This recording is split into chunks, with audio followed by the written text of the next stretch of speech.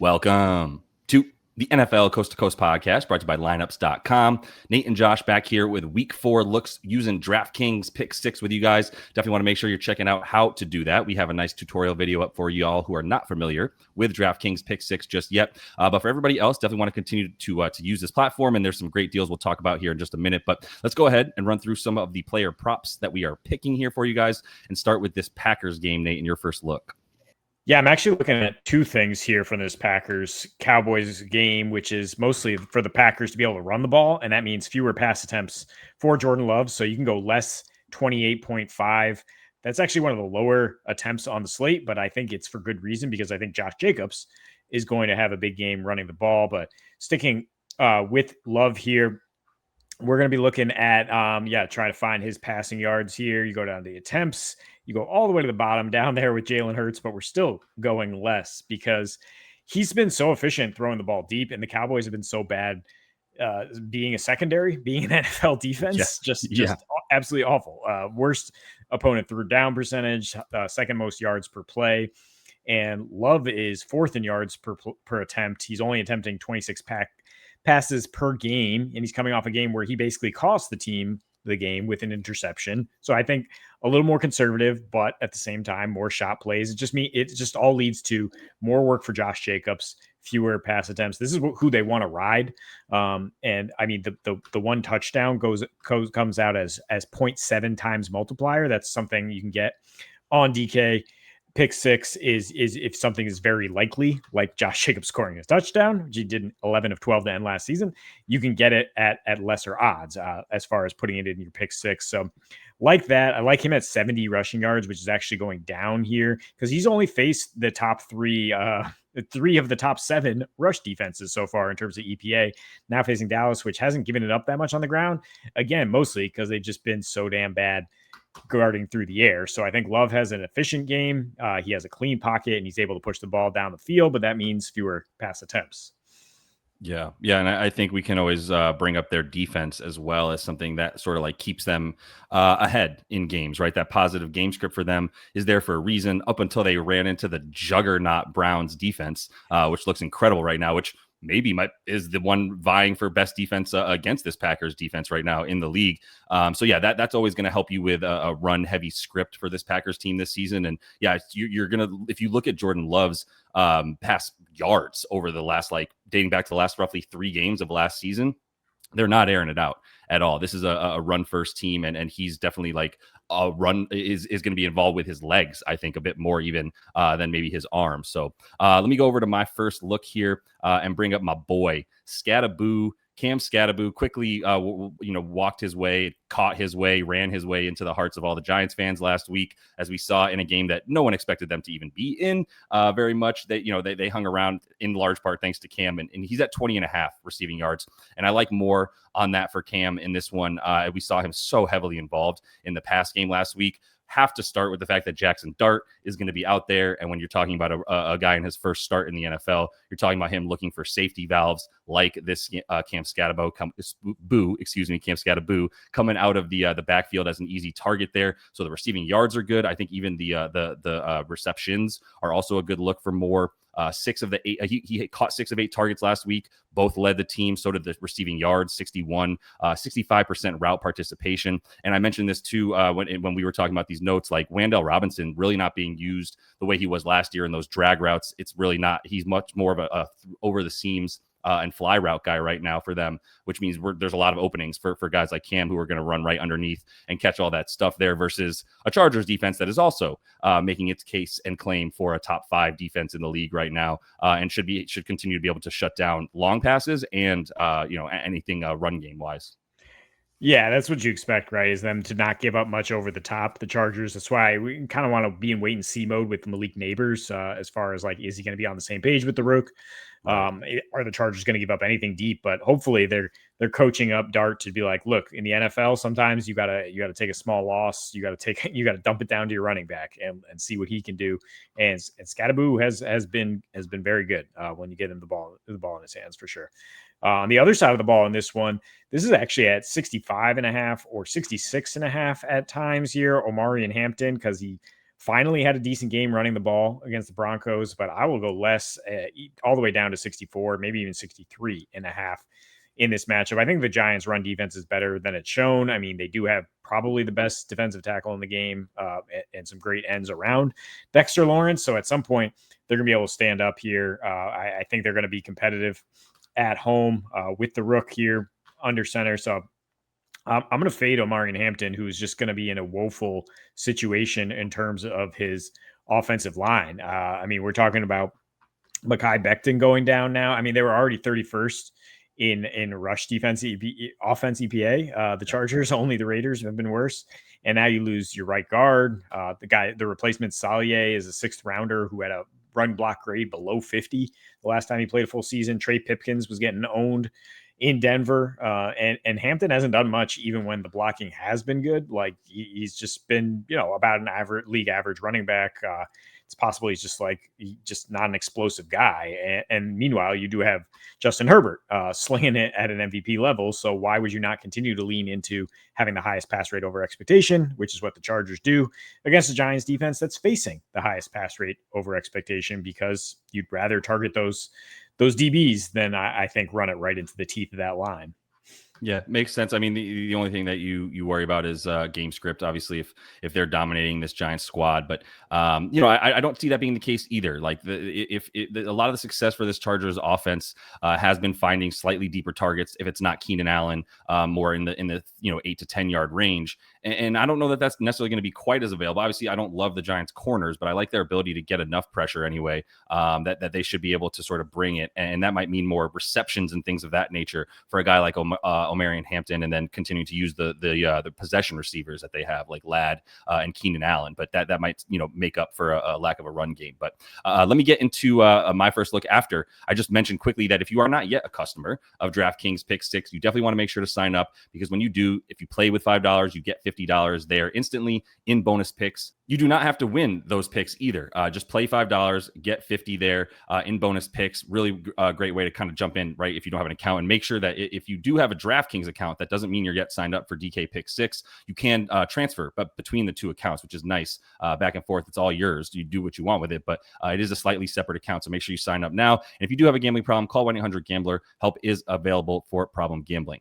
That second pick that I'm getting into is a fade of a very, very good running back, but it's on the rush yards, and it's less 74 than 74.5 for Christian McCaffrey here. CMC, who led the league in targets in week 3, led them in receptions with 10, ended with 88. That's all receiving yards. So those rush yards, he got shut down by that Arizona front that definitely sold out to do so, with Mac Jones at QB. And I think it's going to be a similar look here in this matchup for them as well against Jacksonville, whose defense is that pass funnel that it's been for a number of years now. Number 3 limiting fantasy points to running backs so far, number 8 last season as well, and that's especially on the run, right? Like 3rd lowest opponent rush play rate this season through 3 games, something that's what a pass funnel does. It stops you from being able to run the ball, especially between the tackles. And then when you look at their defense in general, 2nd in defensive EPA, really, really good at a lot of things, but you can get receiving yards for running backs, not necessarily rush yards. And that's where I'd be targeting CMC for more, is in the receiving props, not necessarily the rush ones here.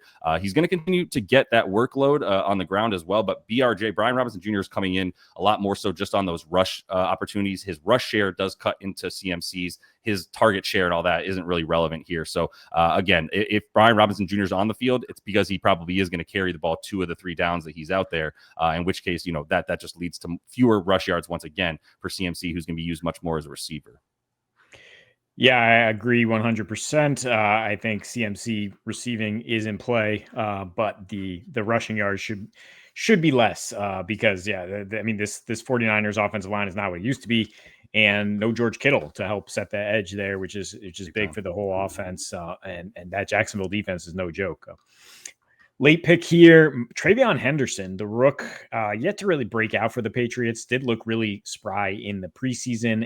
So let's go more 16.5 receiving yards. You can also do 66.5 scrimmage yards. And the rushing yards only about 45. I don't hate any of it, because Ramondre Stevenson should be banished to the shadow realm. He now has 9 fumbles in 18 games, fumbled at the goal line, fumbled softly, kind of in scoring to open the game. And then Antonio Gibson, fumbled. So you already saw the playing time shift a little bit in terms of Henderson up to 46 snaps last week. Similar role as a receiver, 17 routes, which is what he did in week 1. He flashed a lot of receiving chops in college and in the preseason. And the reports are he's been taking the first team reps in practice this week. So maybe Mike Vrabel has had it with Ramondre. This line at 16.5, like he's averaging 24.3 on nearly 4 catches a game through these first 3 games. The biggest cause for concern, I guess, is that Carolina gets trucked, which they did in their first 2. Their defense is bad against the rush, but to be frankly honest, the New England offense is 30th rushing the ball. That's why I am leaning more towards the receptions for Treveyon. I think that the Pats receivers haven't been giving Drake May much, so he's been targeting his tight end and running back all the time. And if you're not able to run the ball traditionally, get it out there to this man in space, let the rook make some dudes miss, and you'll still be able to get some positive yardage against the Panthers team that's probably due for a letdown after that insanely surprising 30-0 win. Yeah, I don't have anything for you on that one for the Panthers. So not sure how that works in this. I think 16.5 is really low. I think you're probably getting a good number for Treveyon because Ramondre's numbers through 3 games look like he's the receiving back. If you just look at hollow stats, because he had 88 receiving yards. I think it was the week 2 game that they played, right? So 88 receiving yards for Ramondre. I think that was the Dolphins game. And in that same game, Treveyon had like 40. So, Ramondre broke off like a couple big receptions here. I think that's chewing into what the books are giving you here for Treveyon, because that's too low for a guy that should be the primary back regardless. And Ramondre should, if not banished entirely, should be at least designated to more of just a receiving play where it's like, all right, catch it, get a few yards of yak, and just please go down because you're butter right now with that ball under your arm. But closing it out here, Kyren Williams, and we're looking at more than a half a touchdown, so saying he's going to get into the end zone for the Rams back here. Quick note as well, I think you're still getting some value on Blake Corum yards. He's like at less than 20 rush yards. He just doubled that in his last 2 games. He's looking at like a floor of like 7 or 8 rush attempts right now. So if 7 or 8 rush attempts for a guy averaging nearly 6 yards a carry, and you've got him at 20 rush yards, that seems more, like a more play as well. But keeping it here to Kyren for the tutties. This is partly, you and I are consistently looking at this. We have been since last season with Kyren. When he's at home, he's a bell cow already, but really at home, he gets a ton of looks. And every time he's near the red zone, TDs in 13 of his last 15 when they play in that stadium in LA. The Colts, as good as they've been all over the field, especially on offense, not good at stopping the run. The metrics show that they're 31st in rush defensive EPA. They just haven't really had teams rush on them very much because they've been winning by so much. But I do expect this Rams team to be moving the ball a ton and getting into the red zone once again. It's really it's Kyren, and then it's Puka and Devontae in the pass game. Like that's what you get with the Rams. So those are the 3 guys that you're going to target when it comes to touchdown plays here. And when you look at the way that Kyren finishes these drives, right? He gets a ton of carries when Stafford goes under center. That's a lot what's going on when they're inside the red zone and inside the 5. I believe he had the most like two straight carries inside the 5 of any running back last season. I do got to get, that wasn't my stat. I found it and I loved it though. That Kyren continues to just eat once they're inside 10 yards, especially, but even within 20 yards, right? Like red zone touchdowns, 3+ inside the 20 in all 3 of these games that the Rams have played so far. So expect this guy to just continue to vulture stuff and get into the end zone. Yeah, not really a huge fan of the yards for Kyren because it's a good look with Blake Corum continuing to kind of earn more touches and the Rams being a high volume pass team in this potential shootout. As you saw on the rail there, Puka Nacua has yet to find the end zone. He's on a record pace in terms of his catches and yards, so not a bad play there for him to get a tutty at Pick6 here. So, but I really like Kyren. That is all the time we have for you guys here in this one for week 4. Make sure that you are subscribed to the channel. Plenty of action to help you with everything you're looking at here for NFL week 4. So until we see you next, best of luck. Gambling problem? Call 1-800-GAMBLER. Help is available for problem gambling. Call 888-789-7777 or visit ccpg.org. CT. 18 plus, 19 plus, Alabama, Nebraska. 21 plus Arizona, Massachusetts, Virginia. Valid only where Pick6 operates. cdkng.co/pick6 states. Void in New York, Ontario, and where prohibited. Eligibility restrictions apply. 1 per new DraftKings customer. $5 plus first pick set to receive max.